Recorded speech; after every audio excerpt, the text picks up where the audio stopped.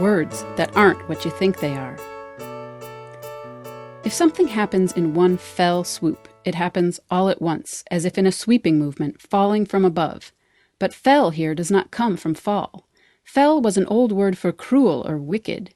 It's related to the words felon and felony. When Shakespeare used this phrase in Macbeth, it was to conjure the image of a ruthless bird of prey, sweeping down from the sky to kill someone's entire family. That's pretty fell.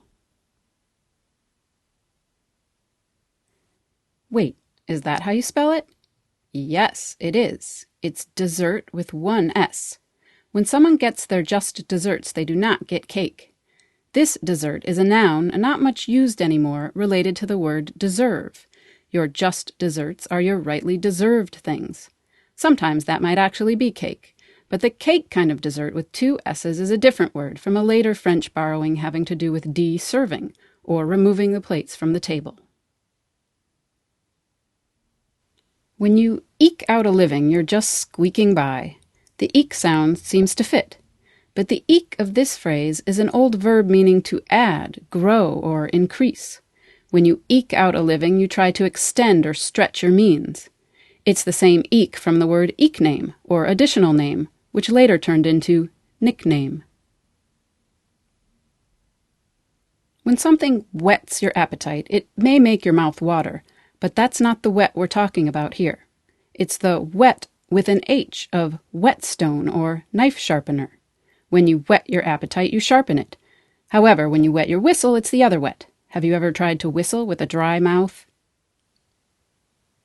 Something that's an outrage can really throw you into a rage, right?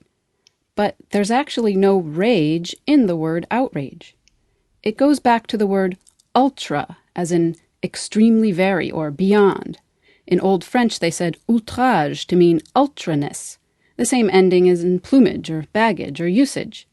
Outrage is outrage. Something that's an outrage is like totally way beyond. Bombast can be loud, aggressive, pushy, like a bomb going off in your face. But there's no bomb there at all.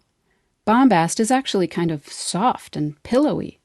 Another thing we borrowed from French, it's from bombas, the name for raw cotton. It used to be used as padding for clothing. Bombast is highfalutin talk, puffed up and stuffed with pretension like a padded-out, cotton-filled suit. When someone leaves you in the lurch, they might leave you stumbling and off balance, looking for a steadying hand, but that's not the lurch in this phrase. The staggery lurch comes from old sailor vocabulary, but this lurch comes from an old French backgammon-type game called lurch. It led to the term lurch, meaning beating your opponent by a huge score, leaving them in a bad position. It got extended to the meaning of getting the better of someone in general, or cheating them. Sleight of hand involves quick, nimble fingers and a light, small, slender, unnoticeable touch, which suggests a differently spelled sleight. But the sleight here with an E is something else, an old word for crafty or cunning. In fact, what used to be the abstract noun for the adjective sly.